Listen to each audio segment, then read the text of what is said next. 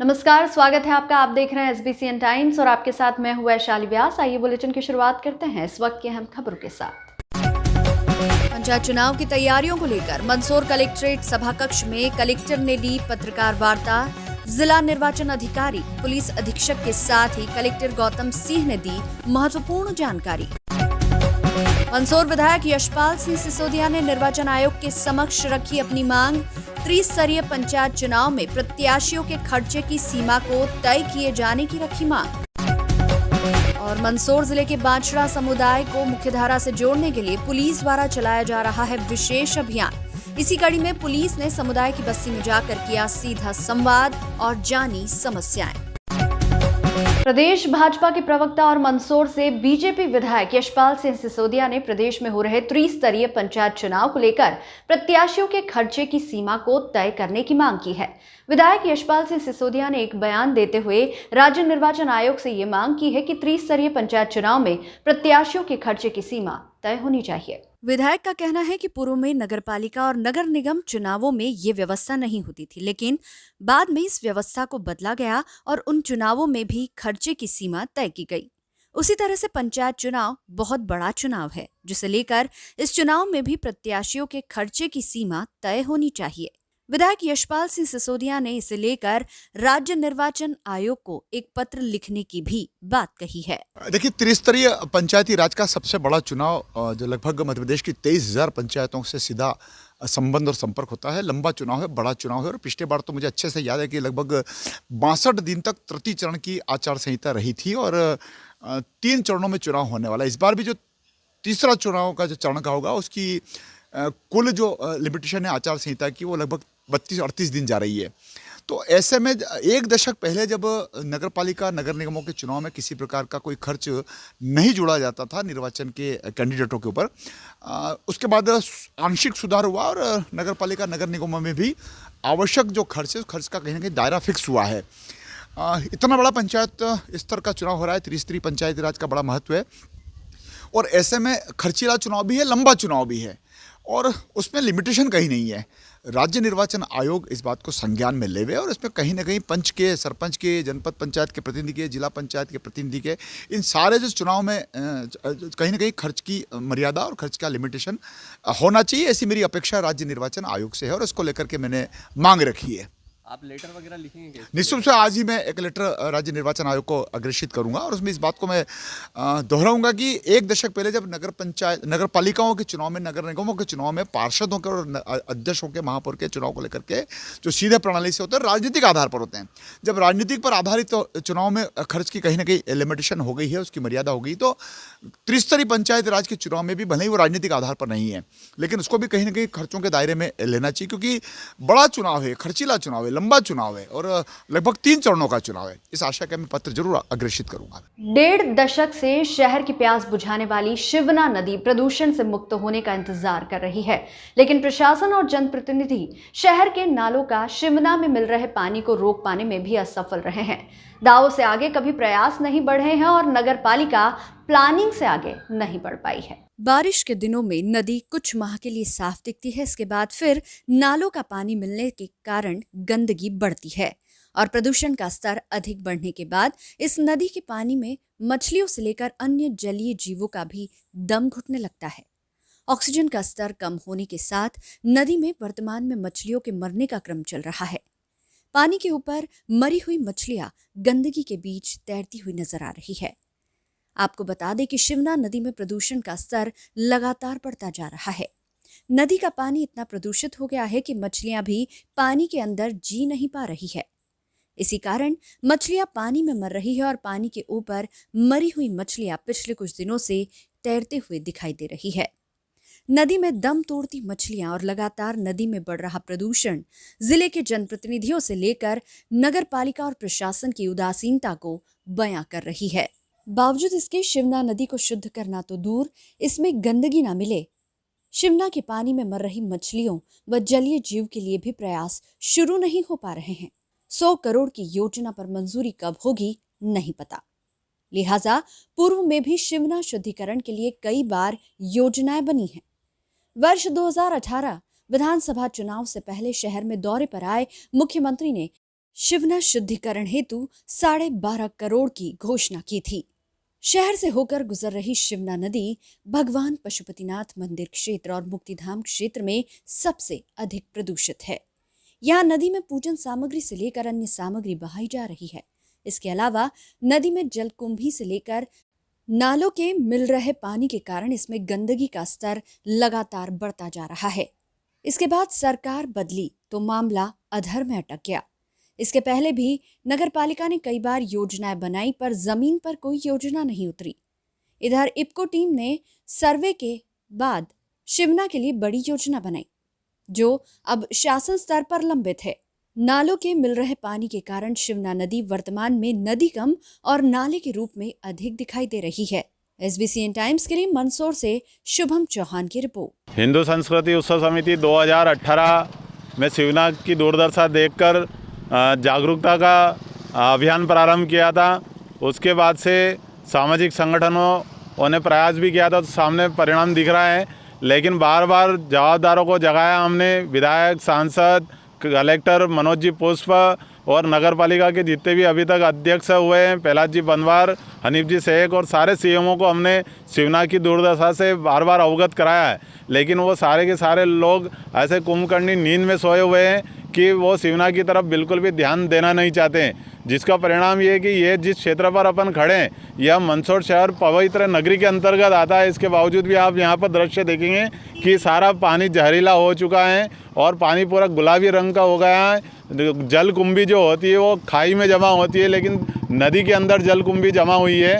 और नगर पालिका से जब हमने उनका ध्यान आकर्षित कराया तो उन्होंने फॉर्मेलिटी के रूप में वहाँ पर खाली पाइप लगाकर नल चालू कर दिया। उससे शिवना पवित्र नहीं होना है। हमने बार बार आग्रह किया कि शिवना को प्रतिदिन की सफाई व्यवस्था में इसको शामिल किया जाए, लेकिन अभी हज़ारों लाखों रुपए खर्च करके मेला यहाँ पर संपन्न हुआ, उसके बावजूद भी आप दृश्य देखेंगे तो यह सीधा सीधा हमारी सारे जो जवाबदार लोग हैं उनकी लापरवाही है। जीव जंतु भी पानी के अंदर रहने वाले मर रहे हैं। सामने आप खुद देखिए, यहाँ पर आज पशुपतिनाथ मंदिर में कार्यक्रम है जहाँ पर जवाबदार लोग बहुत सारे इकट्ठे हुए होंगे। वो सभी इस ब्रिज से गए हैं, उनको किसी को भी नहीं दिख रहा है। यहाँ पर जो जलीय जीव जंतु है, मछलियाँ है, ये मर चुकी है। आप खुद यदि अभी फ़ोटो लेंगे इसका तो आपको ध्यान लगेगा कई सारी मछलियाँ यहाँ पर मरी हुई है। इसका मतलब यह पानी भी जहरीला हो चुका है। नगर पालिका भी कुछ प्रयास करने में विफल रही। नगर पालिका 1.5 साल से हमारे पास कोई अध्यक्ष नहीं है। इसके बावजूद भी शहर में कोई भी काम नहीं हुआ है। लेकिन नगर पालिका के लाखों रुपए का, करोड़ों रुपए का फंड पड़ा हुआ है, फिर भी यह शिवना की वो सफाई भी करने को, ठीक है नाला तो जब बनेगा तब बनेगा। 100 करोड़ का प्रोजेक्ट उन्होंने बना दिया है। छोटे से काम में 100 करोड़ का प्रोजेक्ट बनाया, उसको पास होने में बरसों लग जाएंगे, तब तक तो यह शिवना नहीं बचेगी। नगर पालिका के पास संसाधन भी है, कर्मचारी भी है, वो चाहे तो एक दिन के अंदर ये शिवना साफ हो सकती है। लेकिन हमारे CMO साहब भी पता नहीं किस नशे में रहते हैं, वो शिवना की तरफ ध्यान देना ही नहीं चाहते हैं। नहीं, आप मेरे संज्ञान में लेके आए हैं कि शिवना नदी में कुछ ऐसा है जिसके लिए हमने भी बीच में प्रयास किया था कि चूँकि कुछ लोग उन्होंने आके मुझे जानकारी दी थी कि वहाँ पर कुछ ऑक्सीजन लेवल कम होने के कारण कुछ मछलियों की कुछ प्रॉब्लम हुई है। आप बता रहे हैं कि कोई मछलियाँ, मेरे पास ऐसी खबर नहीं है कि मछलियाँ कोई मछली, यदि ऐसा है तो हम लोग उसकी सफाई करवा देते हैं और सफाई करवा के जो भी उपयुक्त होगा वो सब करते हैं। खराब पानी आ रहा सर उधर से, इस वजह से भी ये मछलियाँ वगैरह ज़्यादा मर रही हैं। नहीं, शिवना में मैंने आपको पहले भी जैसा बताया था कि जब तक पानी का प्रवाह होता है तब तक ठीक रहता है, जब पानी रुक जाता है इसके लिए हम लोगों ने अभी जो है वो ये एक यहाँ पर जो है कारखाना है, उनके नाम पर एक आगे डैम बना हुआ है, तो हम लोगों ने उस डैम को कुछ हद तक खुलवा दिया है। उसके कारण ये हो रहा है कि वो जब पानी का प्रवाह होने लग जाएगा तो निश्चित रूप से जो है उसमें कमी आएगी। सर ये कब तक ये हो जाएगा सर? जैसे नहीं, उन्होंने खोल दिया है, अब पानी का प्रवाह चालू हो गया है। आप जो है वहाँ पर सीता मऊ फाटक वाला जो शमशान घाट है वहाँ जाके देख सकते हैं, वहाँ पानी का लेवल धीरे धीरे कम हो रहा है। पशुपतिनाथ मंदिर के इधर की जो काफ़ी मछलियाँ वगैरह इधर ही ज़्यादा पानी मैं इसको और दिखवा लेता हूँ अपने स्तर पर, है ना, अपने सफाई कामगारों को भेज के इसकी सफाई करवा देते हैं। आगामी पंचायत चुनावों की तैयारियों को लेकर कलेक्ट्रेट सुशासन भवन के सभा कक्ष में जिला निर्वाचन अधिकारी व कलेक्टर गौतम सिंह और जिला पुलिस अधीक्षक सुनील कुमार पांडे ने पत्रकार वार्ता में महत्वपूर्ण जानकारियां दी। कलेक्टर ने बताया कि 3 चरणों में होने वाले पंचायत चुनाव का पहला चरण 6 जनवरी को मंदसौर क्षेत्र में होगा, जबकि दूसरे चरण में 28 जनवरी को सीतामऊ और भानपुरा क्षेत्र में, तृतीय चरण में 16 फरवरी को मल्हारगढ़ और गरोड क्षेत्र में चुनाव कराए जाएंगे। उन्होंने बताया कि जिले में पंचायत चुनावों में कुल 1426 मतदान केंद्रों पर जनपद के 114 वार्ड है। जिला पंचायत के 17 वार्ड है। संवेदनशील मतदान केंद्रों की संख्या 242 है, जबकि अति संवेदनशील मतदान केंद्र 45 है। शेष 1102 मतदान केंद्र सामान्य मतदान केंद्र की श्रेणी में हैं। पत्रकार वार्ता में जिला पुलिस अधीक्षक सुनील कुमार पांडे ने बताया कि पंचायत चुनाव के दौरान कानून और व्यवस्था पर पूरी तरह से निगरानी रखी जाएगी। मंदसौर क्षेत्र के लिए स्ट्रांग रूम राजीव गांधी स्नातकोत्तर महाविद्यालय मंदसौर है। सीतामऊ में श्रीराम विद्यालय, भानपुरा में शासकीय सुभाष विद्यालय, मल्हारगढ़ में उत्कृष्ट विद्यालय और गरोठ में शासकीय महाविद्यालय स्ट्रांग रूम बनाए गए हैं। जनपद और जिला पंचायत के सदस्यों के लिए ईवीएम से चुनाव होगा, जबकि पंच सरपंच के चुनाव बैलेट पेपर के आधार पर होंगे। उन्होंने बताया कि सभी चुनाव क्षेत्र में धारा 144 लगा दी गई है। बिना अनुमति के कोई भी सार्वजनिक आयोजन नहीं होंगे। राजनीतिक और अन्य आयोजनों के लिए अनुमति लेना होगी। आदर्श आचार संहिता का पूरा पालन कराया जाएगा। पत्रकार वार्ता में प्रोजेक्टर पर पावर पॉइंट प्रेजेंटेशन के माध्यम से भी बिंदुवार जानकारी प्रस्तुत की गई। SBCN टाइम्स के लिए मंदसौर से शुभम चौहान की रिपोर्ट। चुनाव के लेके आज स्टैंडिंग कमेटी की बैठक थी और प्रेस से हमारी चर्चा हुई, जिसमें चुनाव के संबंध में जो पूरा निर्वाचन कार्यक्रम है, मॉडल कोड ऑफ कंडक्ट है, जो हमारी अपनी व्यवस्था है कि हम कैसे चुनाव कर रहे हैं, वो हमने राजनीतिक दल के प्रतिनिधियों से भी शेयर किया और प्रेस से भी शेयर किया। और हमने ये अपेक्षा की है कि निर्वाचन संबंधी कोई भी महत्वपूर्ण जानकारी हो तो वो हमारे प्रकोष्ठ से ले सकते हैं।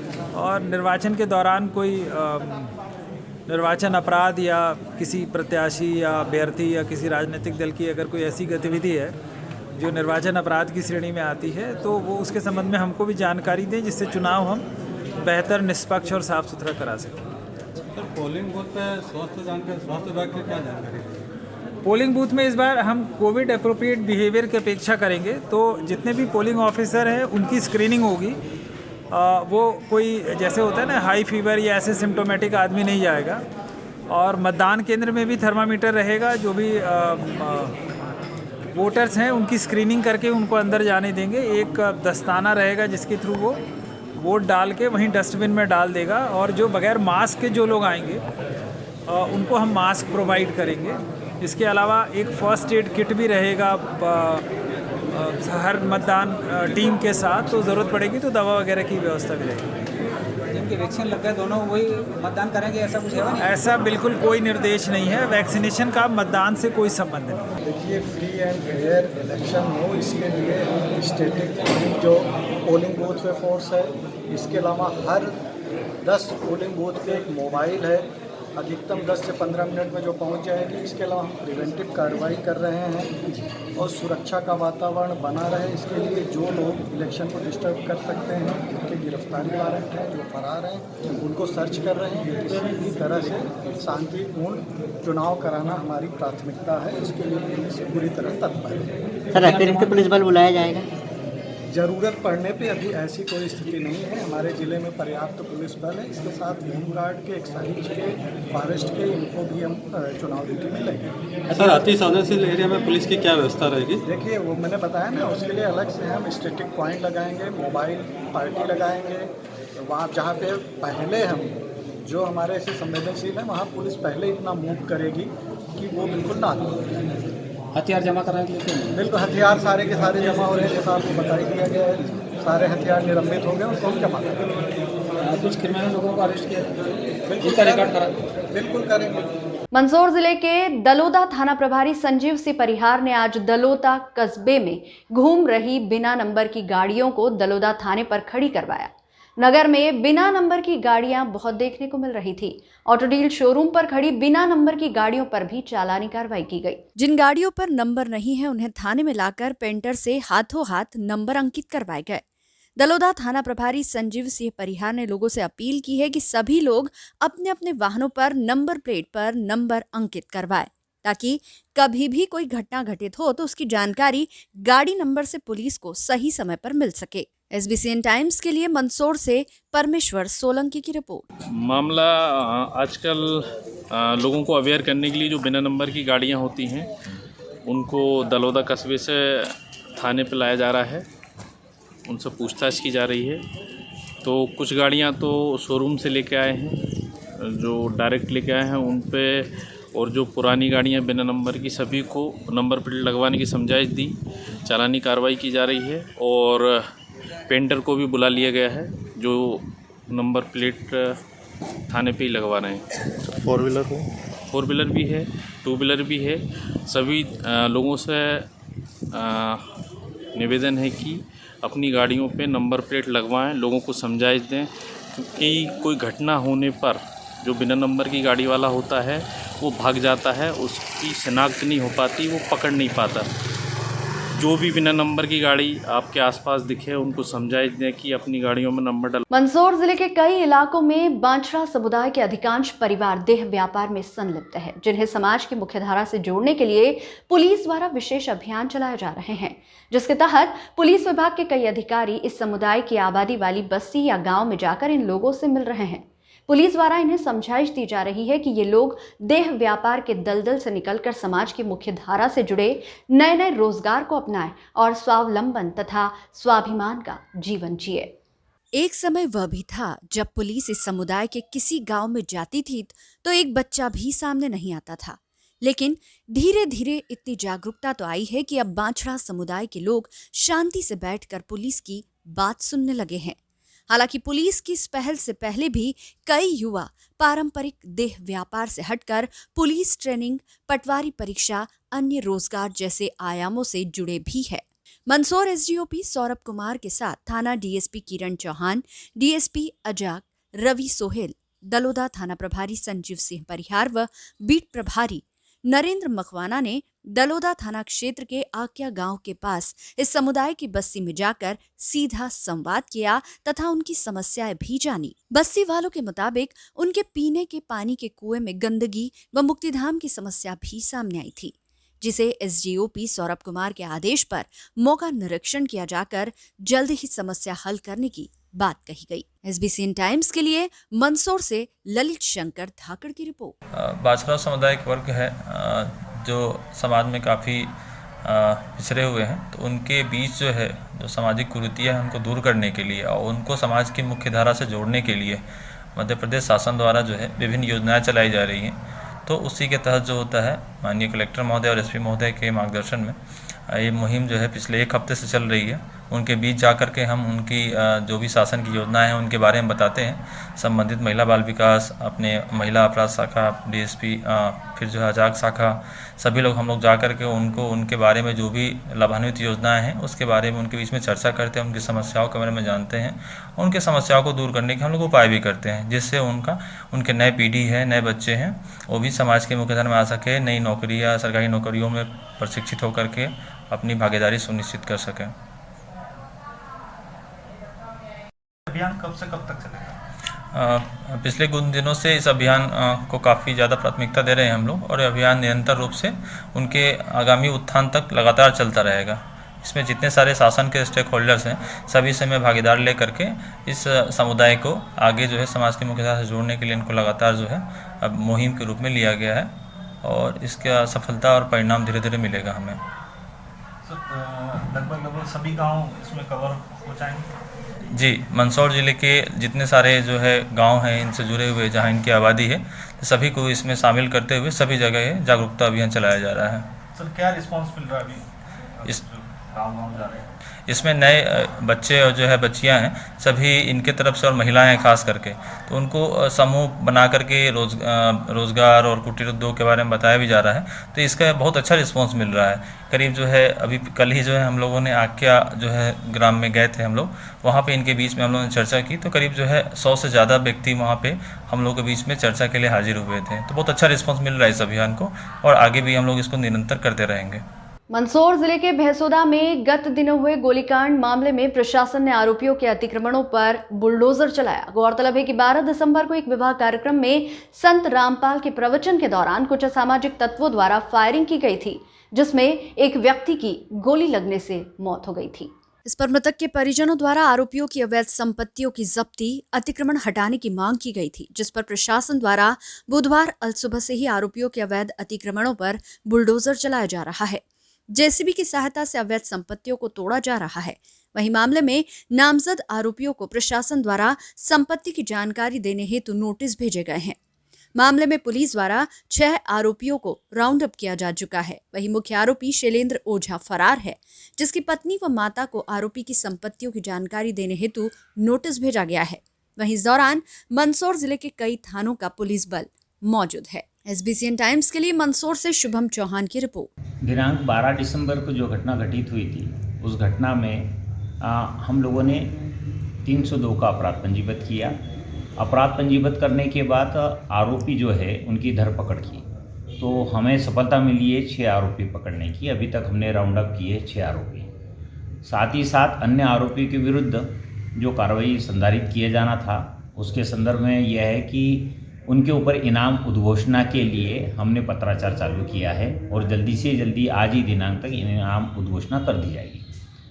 आज जो है फरियादी द्वारा आपत्ति जारी की गई थी कि आरोपियों के जो मकान है या दुकान है, ढाबे, वो एनक्रोचमेंट में है, उनको ध्वस्त किया जाए, उनको हटाया जाए। इस संदर्भ में नगर परिषद भैंसोदा मंडी व थाना प्रभारी और तहसीलदार को मौके पर भेजा गया था चिन्हांकन करने के लिए। नगर परिषद द्वारा चिन्हांकन कर जो अतिक्रमण में थी दुकानें, उन दुकानों को ध्वस्त करने के लिए नगर परिषद ने काम किया है और साथ ही साथ उनको पुलिस बल सहयोग के लिए दिया गया था।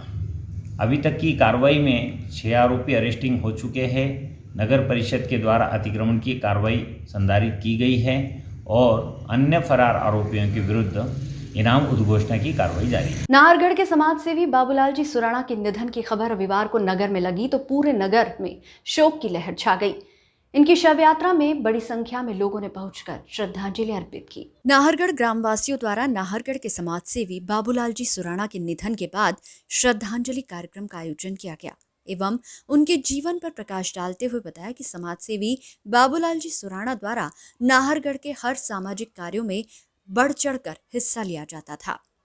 नाहरगढ़ के ग्रामवासियों द्वारा बुधवार को गणेश चौक सदर बाजार में मोमबत्ती जलाकर एवं पुष्प अर्पित कर नम आंखों से 2 मिनट का मौन रखकर श्रद्धांजलि अर्पित की गई। इस अवसर पर जनप्रतिनिधि, समाज सेवी, व्यापारी बंधु व पत्रकारगण आदि उपस्थित रहे। SBCN टाइम्स के लिए नाहरगढ़ से ललित शंकर धाकड़ की रिपोर्ट। नोट है, शोक संवेदना का गान चलाकर खबर के बाद विजुअल चला दें।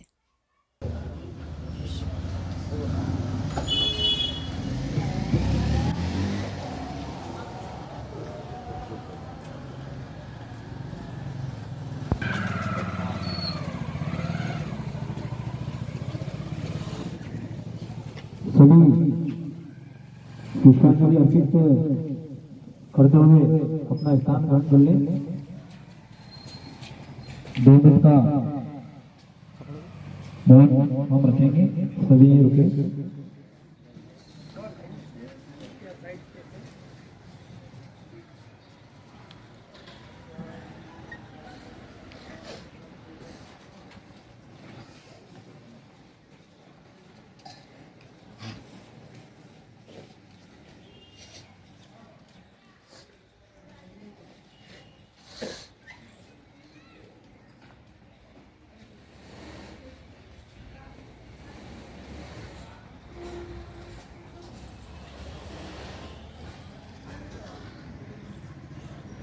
बुलेटिन में यहाँ रुकेंगे एक छोटे से ब्रेक के लिए। आप बने रहिए हमारे साथ।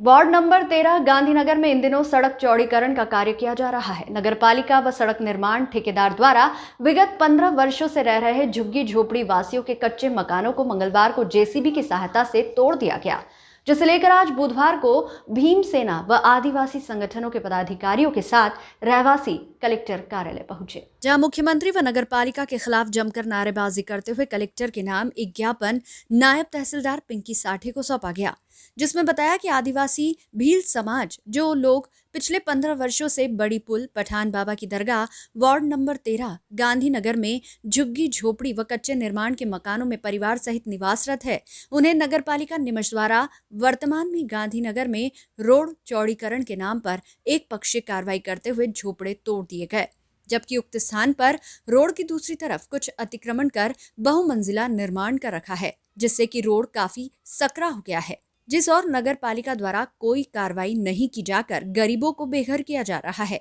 जबकि शासन द्वारा पूर्व में हमें आदिवासी भील समाज के लोगों को उक्त स्थान पर निवास हेतु बसाया गया था। मध्य प्रदेश शासन भोपाल के आदेशानुसार जो भील समाज के लोग जिस स्थान पर वर्षों से निवासरत है, उन्हें उस स्थान से हटाया नहीं जा सकता है। अगर हटाने की स्थिति निर्मित होती है तो उन्हें अन्य स्थान पर विस्थापित किया जाए, जिसकी पालना नहीं की गई। ज्ञापन में मांग की गई है कि जिनके झोपड़ों को क्षतिग्रस्त कर बेघर किया गया है, उनको पुनः विस्थापित करने व जमीन के पट्टे दिए जाए। साथ ही मांग पूर्ण नहीं होने पर आंदोलन की चेतावनी भी दी गई। आया मामला आदिवासी परिवारों के ऊपर जोर जुल्म और अत्याचार हुआ, अमानवीय अत्याचार हुआ उनके ऊपर। सर्दियों के अमूमन सर्दियों के मौसम में जो है रैन बसेरे बना के उनको, जिनके पास घर नहीं है, सर छुपाने के लिए आशियाना नहीं है, उनके लिए आशियाने बनाए जाते हैं, रैन बसेरे बनाए जाते हैं। लेकिन नीमच जिले के अंदर प्रशासन की क्रूरता देखिए कि जो आदिवासी लोगों के झोपड़े बने हुए हैं, उन झोपड़ों को ढहाया गया, ध्वस्त किया गया और उनको बेघर कर दिया गया, और उनकी आज तक कोई सुनवाई नहीं हो रही। मीडिया में भी इस चीज़ को चलाया गया है और पहले भी पूर्व में ज्ञापन दे चुके हैं, लेकिन यहाँ का प्रशासन बिल्कुल कान में तेल डाल के सो रहा है, कोई कार्रवाई नहीं हुई अभी तक। उसी के संदर्भ में हम आज आके ज्ञापन देने आए हैं। क्या मांगे आप लोग, क्या चाहते हो? हम ये मांग चाहते हैं कि जो आदिवासी जिस जगह पे बस गया उसका वो आशियाना हो गया, वो ज़मीन उसी की है, लेकिन यहाँ पे भूमाफियाओं को लाभ पहुँचाने के लिए ये कार्रवाई की जा रही। इन आदिवासियों के झोपड़ों को हटाया गया है, ध्वस्त किया गया, उनको बेघर किया गया। हम यही मांग करते हैं शासन प्रशासन से, अगर उनकी ऐसी स्थिति बनती है तो उनको अन्य जगह पे विस्थापित किया जाए, या फिर उनको अभी तत्काल उनको जो है विस्थापन की व्यवस्था, रहने की व्यवस्था की जाए। मासूम बच्चे हैं, छोटे छोटे बच्चे, बालक और महिलाएं, वो कहाँ जाएंगी? कितने झोपड़े लगभग तोड़े गए हैं, कितनी आबादी है वहाँ पर? तकरीबन वहाँ 50 के तकरीबन झोपड़े हैं, जिसमें से 15 से 20 झोपड़े ध्वस्त कर दिए हैं। भीम आर्मी के जो स्थानीय पदाधिकारी हैं, ये पुराना मुद्दा है, अभी तक सक्रिय क्यों नहीं हो पाए थे? आज प्रदेश के पदाधिकारी आए, उसके बाद जो है स्थानीय पदाधिकारी भी सक्रिय हुए। क्या भीम आर्मी नीमच शहर में सक्रिय क्यों नहीं, क्या कारण है? मीडिया ने जब किस मुद्दे को गंभीरता से उठाया था? भीम आर्मी जयस, भील प्रदेश के संगठन के सदस्य और भीम सेना के सारे सक्रिय है, लेकिन क्या है, पहले हम ज्ञापन दे चुके हैं इस मामले में। आप ये मत बोलिए कि सक्रिय नहीं है, सक्रिय है, पहले ज्ञापन दे चुके हैं, लेकिन उन्होंने अभी तक कोई सुनवाई नहीं की। अलग अलग संगठनों के माध्यम से दी थी, लेकिन अब हम सभी संगठन एक होकर ज्ञापन दिए हैं। चलिए, अभी क्या करोगे आप? मांगे अगर हमारी नहीं मानी जाएगी तो हम उग्र आंदोलन करेंगे, उसका समस्त जिम्मेदार शासन प्रशासन रहेगा। वहाँ पे सड़क निर्माण वाले आ रहे हैं, पार्षद भी आ रहा है, ठेकेदार भी बोले तुम हट जाओ यहाँ से, आपको कोई जगह नहीं मिलेगी और आपका मकान तोड़ा जाएगा, लेडीज पुलिस आएगी, आपको मारेगी और आपको हटाया जाएगा। हम तो वहीं रहना चाहते हैं और हमारा, हम 20 साल से निवास करें, हम वहाँ से नहीं हटेंगे। हमें पट्टे दिए जाए, मकान बनाए, और हम वहाँ से क्यों? रोड बन रहा तो 20 फीट बना, पहले 20 फीट की बात थी, आप बोले 40 फीट क्यों? सिद्दीकी हॉस्पिटल वाले ने वो बोला मैंने 10 लाख रुपए दिए और मैं 65,000 जुर्माना भर रहा हूँ, मैं ना कलेक्टर के इनके है ना चिमटा घुसाड़ दूंगा, वो ऐसा बोलता, उसकी तो चलती है और हम गरीब लोग जो हमारी नहीं सुनते बच्चे लोग क्यों? हमें क्या, हम क्या जानवर है क्या? कल कौन लोग आए थे, कितने मकान तोड़े गए? आए थे, हमारे 5-6 घर तोड़े गए। कहाँ? ये पूरे बाउंड्री तक पूरे मकान तोड़े गए हैं। एक बात, ये जरा से पाँव रखने की इतनी जगह नहीं है, एक कमरा है जिसमें, वो भी छोड़ दिया कि वो इसलिए छोड़ा कि इसको बाद में तोड़े। क्यों? तो तोड़ना चाहिए ना, जब इतना तोड़ो तो तोड़ के हमारे ऊपर ही चढ़ा दो, हमें मार दो क्यों? हमारा तो हक है, अधिकार है। ठेकेदार कौन है, नाम वगैरह कुछ है? ठेकेदार का मनासे वाला है, मनासे का। और नगर पालिका भी आई थी क्या? नगर पालिका है, नगर मिला के कह रहे हटाओ इनको, हटाया जाए। आप बोलो। कुल मिला के ये है कि हम हटा रहे, नगर पालिका वाला कोई नहीं आ रहा, आस पास वाले सब, वो एक जावेद दुरानी, बापू साके, सिद्दीकी हॉस्पिटल वाले और आसपास वाले वकील साहब के, मेहता साहब के, ये सब हमें हटाना चाहते हैं। हम हमारा कमाया खा रहे, उनका कमाई नहीं खा रहे, हम मजदूरी कर रहे हैं, हमारे बच्चों को पाल रहे, लेकिन उनका सोचना कि ये निकल जाए तो हम ग्रीन बेल्ट बनाएंगे, बगीचा बनाएंगे, हमारा हॉस्पिटल बनाएंगे। क्यों गरीब के लिए कमरे इतनी जगह नहीं छोड़ सकते। वो कितने समय से रह रहे हो आप? हम 20 साल से रह रहे हैं। क्या काम करते हैं आप लोग? हम मजदूरी करते, रेती का काम करते हैं, बर्तन मांजने जाते हैं, झाड़ू पोछे का काम करते हैं, जिनमें पहले भी आप लोग कलेक्टर के पास में आए थे, क्या बोला? कितनी साल से आवेदन दे रहे, कितने साल से, अभी मैंने 181 पे भोपाल भी शिकायत करी, अभी तक कोई कार्रवाई नहीं हुई। क्या चाहते हैं अब आप लोग? हम तो वहीं रहना चाहते हैं, हमें मकान बना के दे और आवास योजना का सारा लाभ मिले और हमें पट्टा समेत चाहिए। कल जो मकान तोड़े वो किन किन के हैं, क्या नाम है उनका? सुंदर भाई और ये लोकेश भील, प्रदीप भील, कमल भील और वो गुड्डी भील और मांगी बाई और वो क्या रमेश भील और ये दुर्गेश भील, इनका सबके थोड़ा। अभी आप कलेक्टर कार्यालय में आए हैं, क्या मांग कर रहे हैं? हमारी ये मांग है, हमें पट्टे समेत जगह वहीं चाहिए और हम वहीं रहेंगे और मकान बना के चाहिए। अगर कोई सुनवाई नहीं होती तो फिर क्या करेंगे? हम वहाँ से नहीं हटेंगे, चाहे हम वहीं रह जाएंगे, जैसे सामना करेंगे, लेकिन हम नहीं हटेंगे। हमारे बच्चे की भी लाशा वहीं रही निकलेगी। क्या नाम है आपका? क्या मेरा नाम ममता भील है और मैं वहीं रहेंगे। हम तो चाहे कुछ भी, चाहे पुलिस आओ, हमें बोलते ना लेडीज पुलिस आएगी, हमें हमारा अधिकार हम लड़ रहे हैं, हमारा तो अधिकार हम समित पट्टे समेत जगह चाहिए, वहीं रहेंगे, बस कहीं नहीं जाएंगे। निमट सिटी थाना अंतर्गत आने वाले ग्राम मांगरोल चक में एक युवक ने अज्ञात कारणों के चलते अपने ही घर में फांसी लगाकर आत्महत्या कर ली। घटना की सूचना परिजनों ने पुलिस को दी, जिस पर पुलिस मौके पर पहुंची एवं मौके का पंचनामा बनाकर मृतक के शव को जिला चिकित्सालय लाया गया। यहाँ शव परीक्षण के बाद परिजनों को सौंप दिया गया। उक्त मामले में पुलिस ने मर्ग कायम कर मामला जांच में लिया है। जिला अस्पताल में मृतक के परिजन परसराम गौड़ ने जानकारी देते हुए बताया कि कैलाश पिता नग्गाजी बंजारा उम्र 30 वर्ष निवासी ग्राम मागरोल चक मंगलवार को हैदराबाद से कंबल बेचकर देर रात घर पहुंचा था और नशे का आदी था। सुबह कैलाश की पत्नी पानी भरने गई हुई थी और बच्चे बाहर खेल रहे थे। जैसे ही कैलाश की बालिका ने दरवाजा खटखटाया तो दरवाजा अंदर से बंद था। उसी दौरान बालिका ने शोर मचाया और बालिका का शोर सुनकर आसपास के रहवासी मौके पर पहुंचे। जैसे ही दरवाजा खोलकर देखा तो कैलाश फांसी के फंदे पर लटका हुआ था, जिसकी सूचना पुलिस को दी गई। बाद में पुलिस मौके पर पहुंची और कैलाश के शव को फंदे से उतारकर उसे जिला चिकित्सालय लाया गया। परिजन परसराम ने बताया कि उसका किसी भी प्रकार का कोई लेन देन या वाद विवाद नहीं था और न ही परिवार में किसी से कोई झगड़ा था। फिर भी उसने आत्महत्या क्यों की, इसकी कोई जानकारी नहीं है। उक्त मामले में सिटी थाने के एएसआई राजेंद्र सिंह सिसोदिया ने जानकारी देते हुए बताया कि सुबह सूचना प्राप्त हुई थी। ग्राम मांगरोल चक में कैलाश ने अपने ही घर में फांसी लगाकर आत्महत्या कर ली है। सूचना पर हम लोग मौके पर पहुंचे और शव को फंदे से उतारकर पंचनामा बनाया गया। साथ ही मर्ग कायम कर मामले की जाँच की जा रही है। सर ये मेरे पिताजी का मामा जी का लड़का है, ये कछावा परिवार से नंगा जी पिता बग्गा जी का लड़का है, ये कैलाश पिता नंगा जी। और ये कम्बल में से आए हैदराबाद से कल, और वहाँ क्या पता है कम्बल में से आके नशे पते में इन्होंने सुबह फांसी लगवा ली इन्होंने। और छोटी छोटी बच्ची थी इनकी जो औरत थी, वो पानी के लेने के लिए हेडपम्प पर गई तो बच्ची चिल्ला रही थी। वो बच्ची चिल्लाने के बाद में इनका भाई का लड़का दौड़ के आया तो क्या हो रहा है कि पापा ने अंदर कमार लगा रखा है। कमार लगा के कमार भर रहा है, उनका आवाज़ लगाई कैलाश तो कैलाश ने बोला ही नहीं। उसके बाद कमार तोड़ के देखा तो फांसी भी लटका हुआ दिखा। क्या कोई इनके टेंशन वगैरह कोई लेन देन क्या पता, कम्बल में से आए तो कोई पता नहीं है कि टेंशन क्या है इनके। कोई लड़ाई झगड़ा कोई हुआ भी नहीं घर पे। अच्छा हाँ। तो एक कौन से गांव का मामला है? ये मांगरोल चक तहसील जिला नीमच। आज सुबह सूचना प्राप्त हुई थाने पर कि ग्राम मांगरोल चक में कैलाश नामक व्यक्ति ने घर में फांसी लगाकर आत्महत्या कर ली।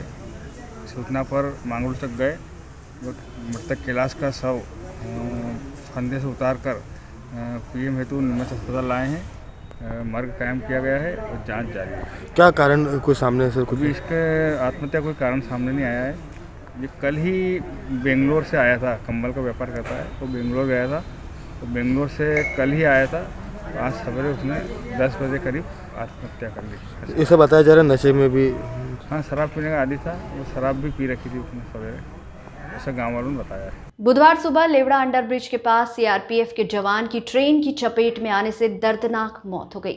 सूचना पर बघाना पुलिस, जीआरपी, सीआरपीएफ सहित अधिकारी मौके पर पहुंचे और मौके का पंचनामा बनाकर जवान के शव को जिला चिकित्सालय लाया गया, जहां शव परीक्षण के बाद परिजनों को सुपुर्द किया जाएगा। बताया जा रहा है कि सीआरपीएफ का जवान 30 दिनों की छुट्टी पर था और आज उसे ड्यूटी ज्वाइन करनी थी। उसके पूर्व ही ये दर्दनाक हादसा घटित हुआ। सीआरपीएफ इंस्पेक्टर अमित कुमार ने जानकारी देते हुए बताया कि आरटीसी के जवान ओम प्रकाश पिता प्रभुराम चरण उम्र 42 वर्ष निवासी राजस्थान मेड़ता सिटी ग्राम मोरा, जो कि 30 दिनों की छुट्टी पर थे और आज ही उन्हें ज्वाइन करना था, परंतु बाघाना पुलिस और जीआरपी से ये दुखद सूचना प्राप्त हुई कि उनका शव रेलवे ट्रैक पर क्षत विक्षत अवस्था में मिला है। इसकी सूचना पर हम लोग रेलवे ट्रैक पर पहुंचे थे और उक्त जवान के शव को जिला चिकित्सालय लाया गया। फिलहाल उनकी मौत का कारण अज्ञात है। ये घटना है या आत्महत्या, इसका तो जांच के बाद ही पता चल पाएगा। फिलहाल उक्त मामले में मौके का पंचनामा बनाकर मर्ग कायम कर शव को परीक्षण के लिए जिला चिकित्सालय लाया गया है। यहां से शव परीक्षण के पश्चात शव परिजनों को सौंप दिया जाएगा। वहीं पुलिस अब आगे की जांच में जुट गई है। तो आपको सिविल पुलिस के जो आई है उनके द्वारा मिल गई है।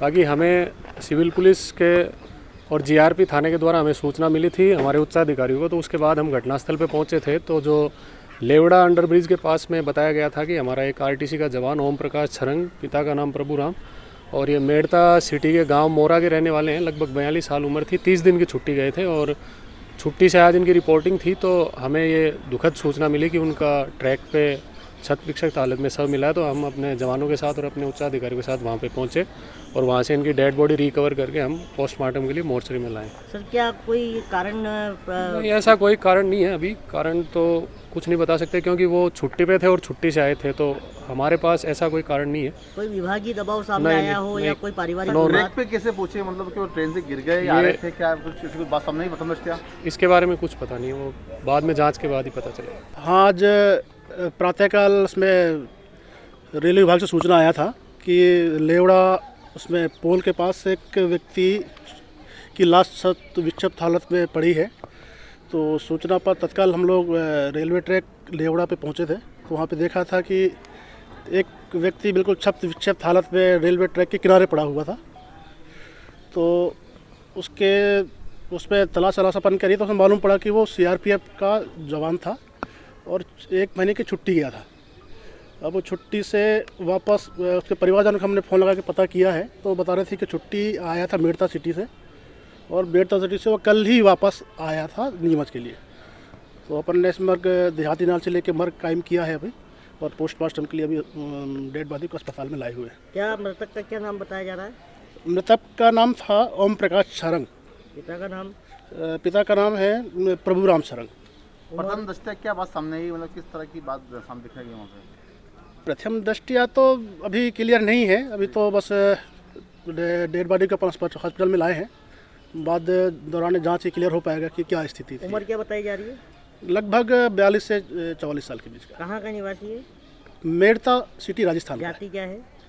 जाति का भी क्लियर नहीं हुआ है। वृद्धजनों के स्वास्थ्य की देखभाल व वृद्धावस्था से जुड़ी बीमारियों के उपचार के लिए स्वास्थ्य विभाग द्वारा मंगलवार को स्वास्थ्य शिविर का आयोजन स्थानीय रेड क्रॉस भवन में किया गया। एनसीडी नोडल अधिकारी डॉक्टर मनीष यादव ने बताया कि जिला चिकित्सालय नीमच द्वारा रेड क्रॉस भवन में वृद्धजनों हेतु निःशुल्क स्वास्थ्य शिविर का आयोजन प्रातः 9 बजे से दोपहर 1:30 बजे तक किया गया। इस शिविर में वृद्धजनों से जुड़ी बीमारियों की जांच एवं परामर्श व उपचार विशेषज्ञ, मानसिक रोग विशेषज्ञ डॉक्टर स्वाति वाधवा, नेत्र रोग विशेषज्ञ डॉक्टर संगीता भारती, दंत रोग विशेषज्ञ डॉक्टर आरती डुंगरिया एवं डॉक्टर अंतिम बाला द्वारा वृद्धजनों का स्वास्थ्य परीक्षण कर उन्हें स्वास्थ्य परामर्श भी दिया गया। शिविर के माध्यम से ब्लड प्रेशर, शुगर, नेत्र सहित अन्य बीमारियों की जांच की गई। इस दौरान एनसीडी मनीष व्यास व नीलम वैद्य भी शिविर में सहायक के रूप में उपस्थित रहे। शिविर के माध्यम से 50 से अधिक वृद्धजनों को स्वास्थ्य लाभ पहुंचाया गया। नीमच के पर्यावरण प्रेमी लोगों की संस्था संकल्प पर्यावरण मित्र संस्था और स्वच्छता विकास अभियान संस्था के साथ नीमच नगर पालिका की टीम ने नीमच के रेड क्रॉस द्वारा संचालित बाल आश्रय गृह किलकारी में स्वच्छता अभियान चलाया। इस दौरान किलकारी के भवन के पीछे की साइड में लगी कटीली झाड़ियों को काटा गया और साफ किया गया। साथ ही गार्डन व अन्य इलाके में भी साफ सफाई की गई। इस अवसर पर सामाजिक कार्यकर्ता नवीन अग्रवाल ने जानकारी देते हुए बताया कि उनके द्वारा नीमच शहर को स्वच्छ और साफ सुथरा बनाने के लिए उक्त संस्थाओं के माध्यम से लगातार स्वच्छता अभियान चलाया जा रहा है। इसी कड़ी में किलकारी बाल आश्रम में यह अभियान चलाया गया और इसके माध्यम से साफ सफाई की। लंबे समय से यहाँ पर साफ सफाई का अभाव देखा जा रहा था और इस अभियान के बाद अब किलकारी काफी स्वच्छ है। साथ ही आने वाले दिनों में इसे और भी बेहतर बनाने के लिए कार्य किया जाएगा। पर हैं और निराश्रित बच्चे और मूकबधिर बच्चे भी यहाँ पर रहते हैं और काफ़ी टाइम से यहाँ पर गंदगी का साम्राज्य था। आज संकल्प पर्यावरण मित्र संस्था और स्वच्छता विकास अभियान संस्था के साथ ही नगर पालिका की टीम ने आज पूरी यहाँ पे साफ़ सफाई की है। पीछे जो बच्चों के खेलने का मैदान था उसमें कंटीली झाड़ियाँ और गाजर घास लगी हुई थी। पेड़ों की छटनी करके संस्था सदस्यों ने आज इस परिसर को बच्चों के खेलने लायक बनाया है।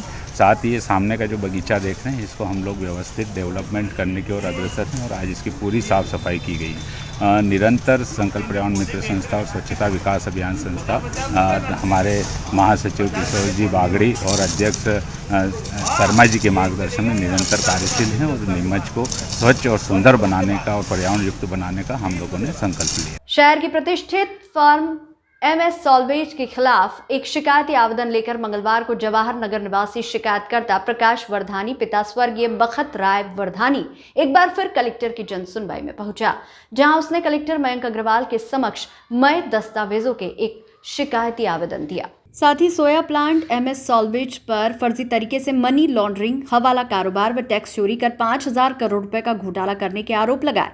शिकायतकर्ता प्रकाश वर्धानी ने आवेदन में बताया कि वह फर्म मैसर्स MS सॉल्वेज में नौकरी करता था। तब फर्म संचालकों ने अपने खल कपास के व्यापार हेतु नई फर्म खोलने हेतु मुझे विश्वास में लिया व मैसर्स प्रकाश एंटरप्राइजेस के नाम से नई फर्म खोली और यह आश्वस्त किया कि इसमें सिर्फ नाम आपका है, बाकी सारा कार्य, ट्रांजैक्शन, खानापूर्ति, प्रपत्रों का तैयार करना, खाता खुलवाना आदि वे स्वयं करेंगे। मैं यहाँ नौकरी कर रहा था, इसीलिए उनके कहे अनुसार जहाँ उन्होंने बोले हस्ताक्षर किए, जिस पर से फर्म संचालकों ने 3 नंबर व चालू खाता एक्सिस बैंक व IDBI बैंक का खाता भी खुलवाया व कुछ समय बाद 2 और खाते खुलवाए जो कि HDFC bank, Mandsaur, Allahabad bank, Neemuch में खुलवाए गए।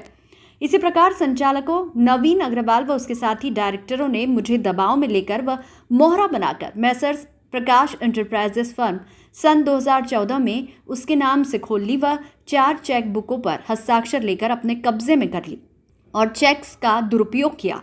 इंटरनेशनल ट्रांजैक्शन हेतु IEC कोड भी बिना मेरी जानकारी के फर्जी तरीके से प्राप्त किया और कोड का दुरुपयोग कर विदेशों से करोड़ों रुपए के ट्रांजैक्शन किए। मुझे बिना सूचना दिए व बिना बताए ही बैंकों द्वारा फर्जी तरीके से IEC कोड जारी कर करोड़ों रुपए का भुगतान कर दिया गया, जिसमें बैंकों की भूमिका की भी जांच होना अति आवश्यक है।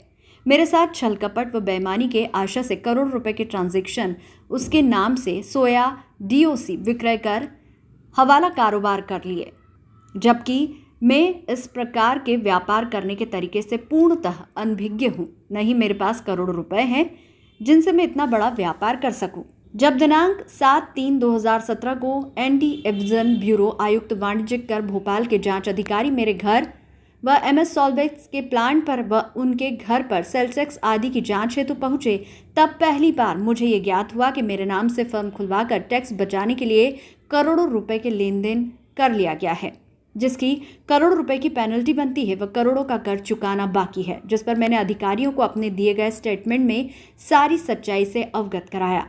मैं कलेक्टर महोदय से यही निवेदन करता हूं कि विस्तृत जांच कर इस मामले में दोषियों पर कार्रवाई की जाए। साहब MS सॉल्वेज कंपनी का घोटाला है, जहां मैं नौकरी करता था वहां मेरे नाम से फर्म बनवाई इन्होंने, फर्म बनवा के उसमें किया करोड़ों का घोटाला। फर्जी IEC कोड पे बैंकों ने कर दिया करोड़ों का भुगतान। उसी सिलसिले में शिकायत करने आया हूँ।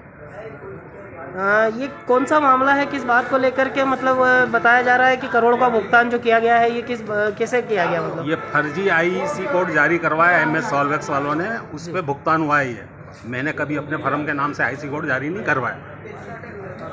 मतलब आप क्या उनके यहाँ कर्मचारी थे कि क्या थे? मैं कर्मचारी था, नौकरी करता था। कब की घटना है ये? 2015-16 की घटना है जी। उसके बाद क्या हुआ? 17 में रेड हुई थी, जो भी मेरे पास एविडेंस थे, सबूत थे, सब अधिकारी को दिए। उस हिसाब से इनके ऊपर लायबिलिटी बनी।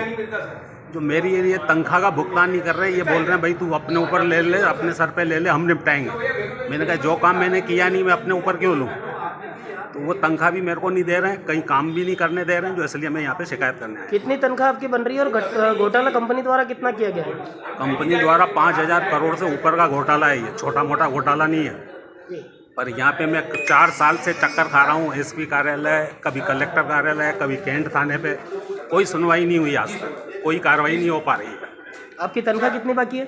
मेरी तनख्वाह तो 2013 से बाकी है। 1.5 लाख रुपए मेरे को कुल दिए इन्होंने, और 17 तक तो इनके यहाँ मैंने नौकरी करी। उसके बाद मेरे को कहीं काम नहीं करने दे रहे हैं, तो वो बोल रहे हैं तेरे को आज तक की तनख्वाह देंगे, पर दे नहीं रहे। कितनी तनख्वाह लगभग? वो तो हिसाब लगाना पड़ेगा। 11-12 हज़ार से है हिसाब। हर 11,000 तनख्वाह थी, उसके बाद हर साल 1,000 रुपये बढ़ाने की बात थी। जी, जैसा अभी आपने बताया कि करोड़ों का घोटाला कंपनी द्वारा किया गया है, ये इसका आपको अनुमान कब हुआ? ये 2017 में जब रेड पड़ी थी, 7 मार्च 2017 को, तो अधिकारियों ने मुझे बताया इसमें तो काफ़ी फर्जीवाड़े किए गए हैं। तो फिर मैंने इसकी जांच कराई, वो भी जांच कर रहे हैं। इस बीच अधिकारी का ट्रांसफ़र हो गया। अब ट्रांसफ़र हो गया कि करवाया गया, ये भी एक जांच का विषय है। तो वहाँ पे जांच को रुकवा दिया गया, काम को दबवाते जा रहे हैं मामले को। अब आप क्या चाहते हैं? मैं इसमें न्याय चाहता हूँ, मेरी तनख्वाह मिले, मेरे नाम से जो उन्होंने फर्म खुलवाई वो कर मुक्त होकर मिले, और जो मेरा तनख्वाह का पैसा बनता है वो मुझे भुगतान करे। अभी कलेक्टर साहब से आपकी मुलाकात हुई है, क्या आश्वासन मिला है? उन्होंने बोला, हमने एसपी साहब को पहले ही बोला। मैंने कहा साहब मैं वहाँ पे गया था, ये उनकी भी मैं आपको दे रहा हूँ आवेदन, वहाँ पे भी दिया है मैंने 7/11 को। तो बोले मैं वापस उनको फ़ोन करता हूँ और वहाँ से आपको। इस बुलेटिन में फिलहाल इतना ही। लगातार न्यूज़ अपडेट्स के लिए देखते रहिए SBCN टाइम्स। नमस्कार।